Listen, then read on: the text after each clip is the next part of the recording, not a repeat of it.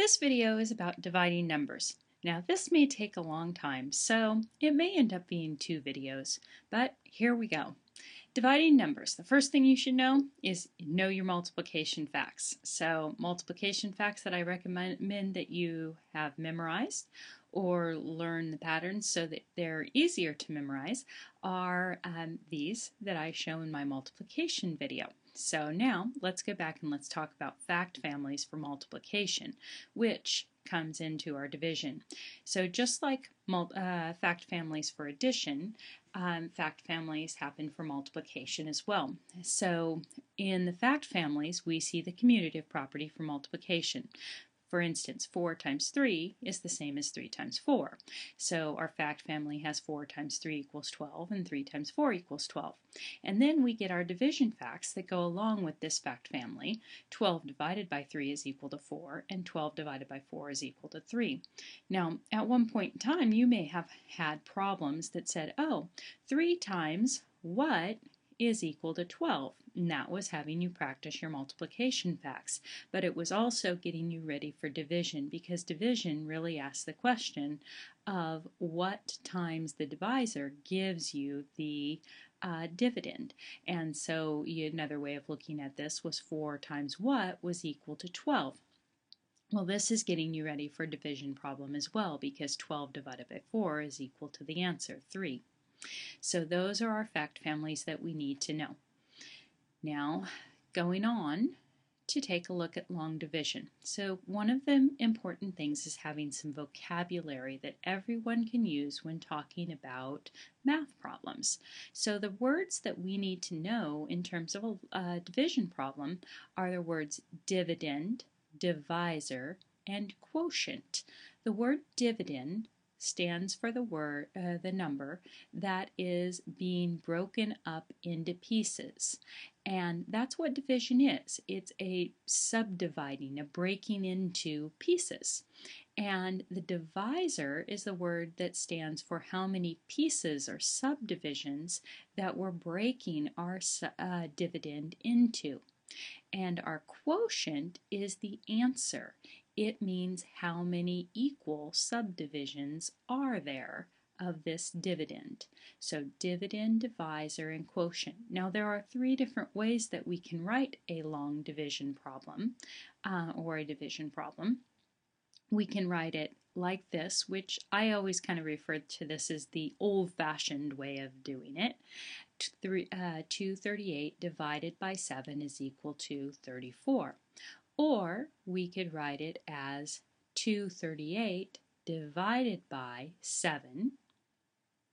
I'm going to get a different color here to write this one. And then another way that we could write it would be looking like a fraction of 238 divided by 7 is equal to 34. And in these, the dividend, the divisor, and the quotient are still standing for the same numbers, but they are in different locations. And so we need to be able to move smoothly between any one of these 3 different ways of writing a division problem. So also, we should talk about how to check a division problem. Checking a division is taking the answer, the quotient, multiplying it by the divisor, and seeing if it equals the dividend. So our check for the last problem, 34 times 7, is that equal to 238? 4 times 7 is 28, carry the 2, 21 is 3 times 7, so 21 plus 2, which is 3, 238, and it's a check. And I usually just write a little check mark beside it to tell myself it's a check rather than writing the word. Now, there are 3 possibilities that happen when we are doing a long division problem. We can end up with a whole number. We can end up with an answer that's a decimal, but it's what we call a terminating decimal. Or we can end up with an answer that's a decimal, but the decimal doesn't end. And that's called a repeating non-terminating decimal. So those are our 3 possibilities. So how do we do long division? Well, we first of all want to set it up so it's easier to divide. Now, in some countries, we don't use the division symbol like this. In some places, they will use a division symbol where they put the dividend out here like this, and the divisor goes like this. If you're from one of the countries that does that, when we do division here in the United States, we do it in a very similar way. It's not very much different, except for instead of putting our answers down here and doing a lot of the work in our head, we put our answers on the top and we do subtraction problems down here underneath it, or we do short division, which we keep some little notations on the number here, very similar to how I've seen some other countries do their long division as well. Now, once we've put it into the form where we can do the division on it, we're going to look to the same number of place values as the divisor. So if we have a one-digit divisor, we're going to look to the first digit. If that first digit is not big enough to divide into, then we look to two digits. So we look to the same number of place values, or possibly one more place value, and we divide. After we've done the division, then we multiply. So we're multiplying what we just divided and got, so the quotient of that division problem, by the divisor, and then we're going to subtract this new number that we multiplied. We're going to subtract that new number from the number that we were looking at, the one or two digits from the step 2. We're going to subtract it, and then once we get that, there's going to be some left over. So we're going to bring down the next number from the dividend, and we're going to repeat the process. And we're going to keep going until we get one of these three scenarios happening. We see that we're done, and we get a whole number, or we put in a decimal and we keep going until we're done, and we have a terminating decimal. Or we're going to put down a decimal and we're going to keep going until we see a pattern, and then we're going to say, oh, look, we have this pattern, and we're going to use a special little technique for showing that. All right, so let's revisit 238 divided by 7, and let's show how I did that problem. So the first thing I did was I took my dividend, 238, and I put it under the division symbol, and I put the 7, the divisor, out here. So now what I'm going to do is I'm going to say 7 goes into 2. No, it won't go into 2, right? So that's where I choose the two digits. So 7 will go into 23 how many times? It will go in here 3 times. Now here comes the multiplication step. 3 times 7 is 21. Now here comes the subtraction step. 23 minus 1 is 2. Now here comes the bring down step. 8 comes down. And now I start the process over again. 7 will go into 28 4 times. And 4 times 7 is 28. There's the multiplication. Now subtraction. And 28 minus 28 is 0. So I have nothing left over. And there's nothing over here to bring down, so I know I'm done.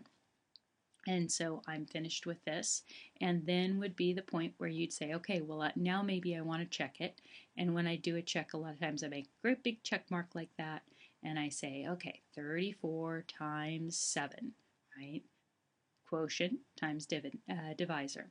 And 7 times 4 is 28, and 21 plus 2, which is 23, and boom, that is my dividend. And so there I have a check. Now let's do one that's a little bit messier. Let's do 239, that's my dividend, divided by, there's my division symbol, 5. Okay, 5 won't go into 2, so we have to look at two digits. 5 will go into 23. How many times? 4 times. Now we multiply. 5 times 4 is 20. Subtract is next. 23 minus 20 is 3. Bring down next. There's my 9. 5 will go into 39 how many times? 7 times. Multiply now. 7 times 5, which is 35. Subtract 9 minus 5, which is 4. Now, there's nothing over here, but I have something that's left over. So when you do very first learn how to do division, what we do is we write a remainder and then 4 up here. So you end up with answers like this, quotient, and then we have a remainder of 4 like that. But that's not what we're going to do now. We're going to actually continue on and get a decimal out of this. So remember, just to the right of the whole number is always the decimal, and then I'm just going to keep adding zeros, because if you've listened to my place values and roundings, we know that the zeros out here, they go away if we don't need them because they're not significant. So we can add those in as much as we want as well. So I'm going to put my decimal up here into my quotient, and now I'm going to bring down this 0. And now I'm going to divide again. 5 goes into 40 8 times. Multiply. 5 times 8 is 40, and then I subtract. And 40 minus 40 is 0, so my remainder is 0, and so I'm done. And see, now what you see is I have a decimal answer, but it's what we call a terminating decimal. In other words, that's what I got. Let's go ahead and check that one. So you see the check on it. Oops, that got a little sloppy there. 47.8, that's my quotient, multiplied by my divisor, 5, and we'll check it. So we get to have a little lesson in multiplying decimals too. 5 times 8 is 40, carry the 4. 5 times 7 is 35, plus 4 is 39, carry the 3. 5 times 4 is 20, plus 3, which is 23.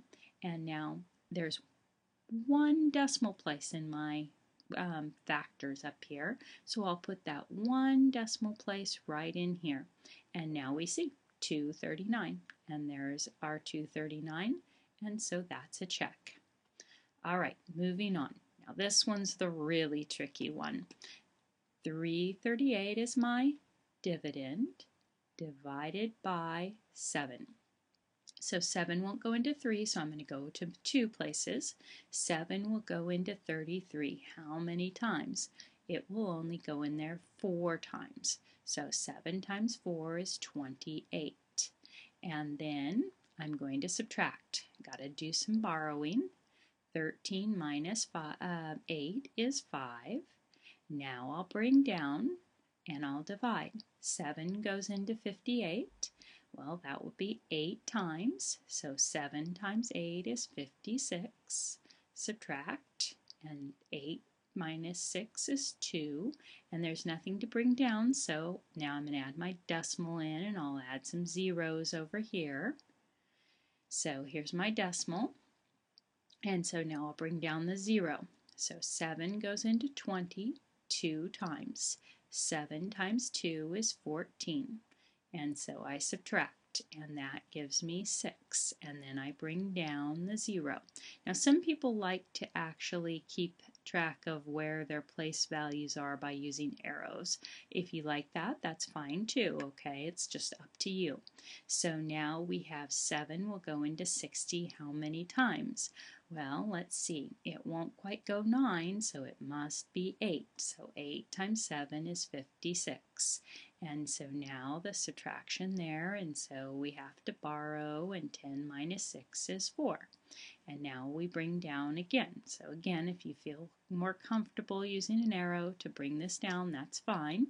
Now I divide again. So 7 will go into 40 how many times? Well, it won't quite go 6, so it must just be 5. 7 times 5 is 35. And then subtract, so we have 5. And then we bring down, so now we have 50, and 7 will go into 50 7 times, and then 7 times 7 is 49, and we subtract, so we have 1, and then we bring down again, and now we have 10. So 7 goes into 10 1 time, and now we have, and I've run out of room, so I'm going to show you something else. I'm going to show you short division. So this is just going to do the subtraction in your head. 10 minus 7 is 3. So I'm going to take that 3 and put it with the 0. So 7 will go into 30 4 times with 2 left over. And then what we're going to see here is we're going to start this pattern right here over again. And that bar right there tells me that we have those numbers repeating. And that is how you tell somebody you have a repeating non-terminating decimal. And I'm at the end of my time, so we'll have to do another video on division.